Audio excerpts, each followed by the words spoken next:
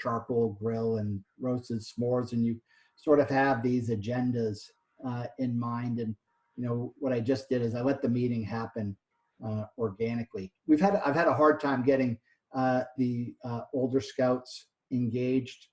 I would say the eighth graders have probably been the most active with it, and it's probably a lot like a Zoom class for school for them.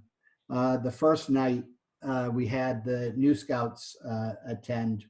I haven't called them bridging scouts yet because I'd like to hear how people are doing bridging. We're struggling with ideas to give the Weeblos the right recognition, but they are attending the meetings. We did a scavenger hunt, and I've gotten a lot of these ideas off of Scoutmaster message boards, and I think they did a pretty good job at tearing up their houses, finding things.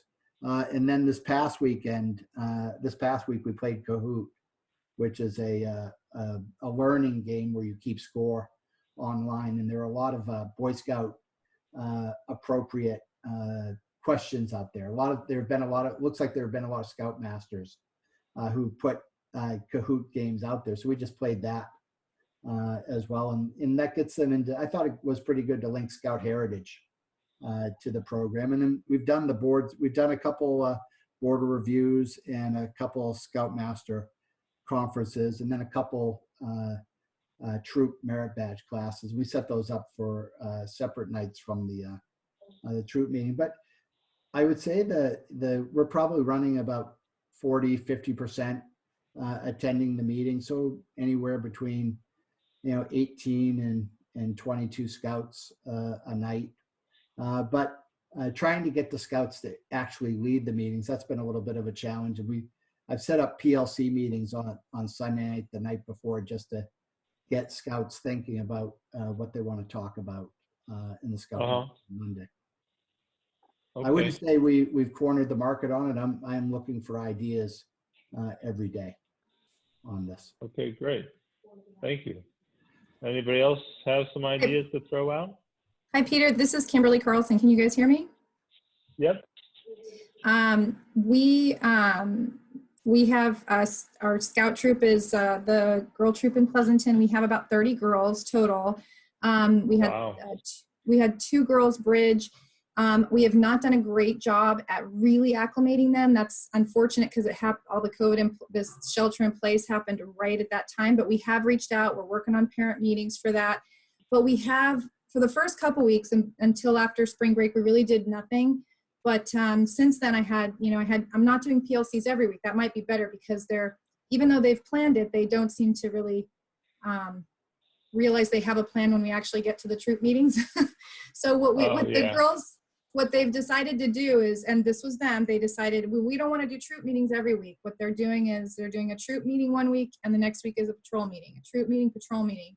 And I've assigned my ASMs to different patrols because some of the patrols were having some struggles, and we still have at least one patrol that's having some definite struggles, and with a leader in that role that's relatively new to Scout, so it's even more difficult in this time. But they're doing some great activities. I know in one of our recent troop meetings, they introduced like the orienteering stuff from, I think it's the second or first class rank advancement, and just talking about it, which was pretty awesome. In the patrol meetings, the virtual games are definitely a hit. Dennis, the Kahoots are the most fun. When there's fewer than 11 or 12, they play this Scribble.io game, which is super fun. It's basically Pictionary online, and that's really fun for them. Last week I was involved, this last Tuesday, I was involved with one of our patrols who has an amazing patrol leader. She's always super well planned out, and she had planned a scavenger hunt, and I had to participate. It was so fun. I'm like running around my house with my computer, and it was very fun. It was something that I think that I'd love it if our other patrols could emulate. And so that's the actual patrol meetings, but I've got some really great merit badge counselors who are doing merit badges. There's a lot of my girls are also doing the merit badges virtually through the council or the exploration camps, and even some of the others that have been out there. We've done board of reviews, we've had rank advancement, Scoutmaster conferences. So we're really trying to stay engaged and active. But it is just such a different environment. So it's been a challenge, but the girls are really, I feel like they're doing a great job with it. Yeah, kind of interesting. I hadn't thought about this. When I was Scoutmaster, I was always there with the senior patrol leader. You could, really easy to give advice and help them remember to stay on schedule and things like that. But here you plan on a meeting remotely, and then it's being delivered remotely, and it's not so easy to help the senior patrol leader probably to help them deliver the program. Yeah. Anybody else have any ideas or comments they want to throw in? Hi, this is Lisa Brown from PAC 938. We did a Cub Scout meeting for the bears so that they could do a carnival activity. I'll turn my video on so you can see me, sorry. And so what we did was we used Zoom, and we actually did breakout sessions. So we had 4 different breakout sessions, and we moved people into each of these different breakouts, and we asked that all parents were there with them to help them. And then we moved the bears and rotated them, a set of bears who had planned a game that was online for each of these different groups to do. And so we gave everybody, I think it was like 8 minutes or whatever in each of the different groups, and I timed them. And then when it was time, I sent a message saying, say goodbye to your bear. And then I moved them to the different group, and we rotated around with 4 different groups. So, and then we took about an hour. So that's the only thing that was a little strange was the flag ceremony, and we were trying to do that, but doing that in our house was a little strange. But anywho, I just thought I'd throw that out from a PAC perspective. That's nice. I actually being more involved at the Scout level, I haven't heard too much about what the PACs are doing. That's good. Good. Are there any other PAC leaders that have anything they would like to throw out? Sure. Ken Holloway, PAC 951. Our rain gutter regatta was supposed to be in April, and obviously didn't. Oh, yeah. So this Saturday, we're going to do a virtual rain gutter regatta. All the kids are going to make boats out of paper and throw them in their bathtub or kitchen sink or backyard pool or whatever body of water they have, and just sail them around a little. I like it. Be timing or contestants or prizes, but we're going to try and have some fun.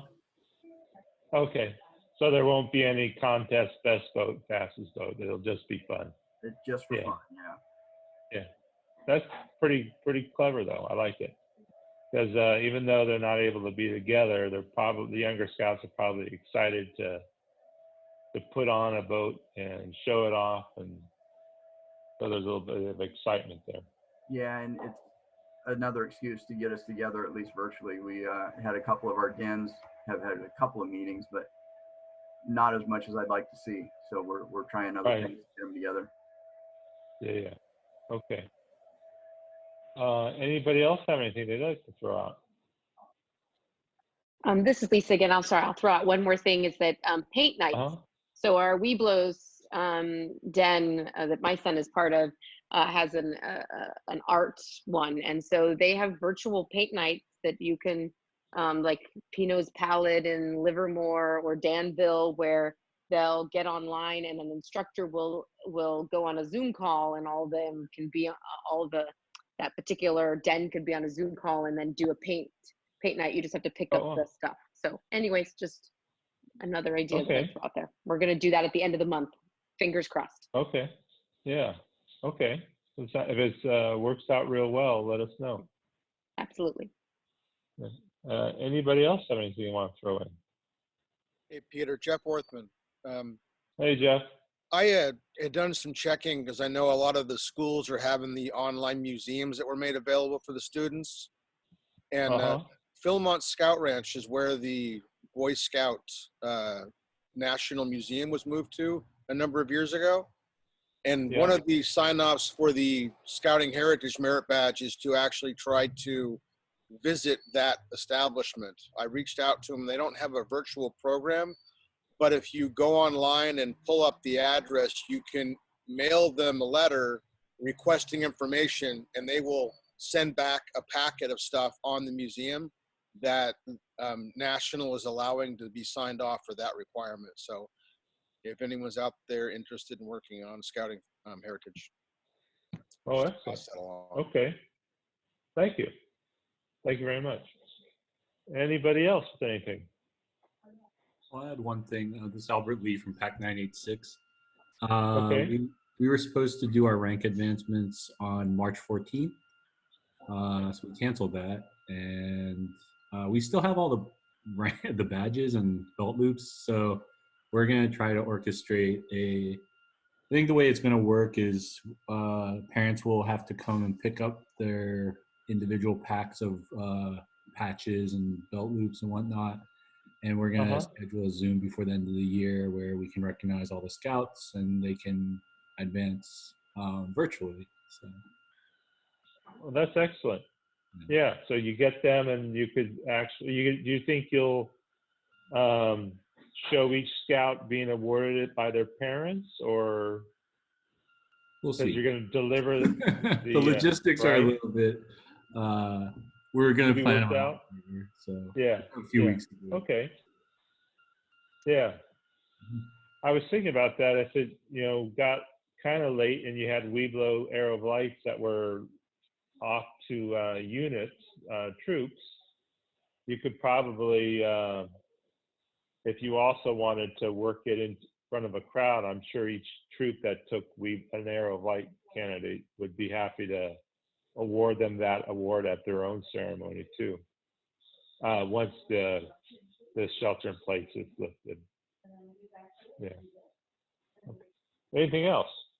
Peter, this is Wayne with PAC 969, and we're also having our advancement meeting coming up. And so far, the plan is to drop all the neckerchiefs off to the den leaders, have the den leaders drop them off at the houses. And we're also dropping off bead craft that we'll do during the PAC meeting, and have each den leader call out the child's name while the parents put the new neckerchief on them. That's excellent. That's good. Yeah, create some excitement for the movement forward in rank, even though we're kind of stuck in the house. That's great. All right. So I've always, I remember my Cub Scout and Boy Scout years, and for me, the big growth when you start becoming a man and all happens in the Scout BSA program. And how do you get there? You get there through the Cub Scout program most of the time.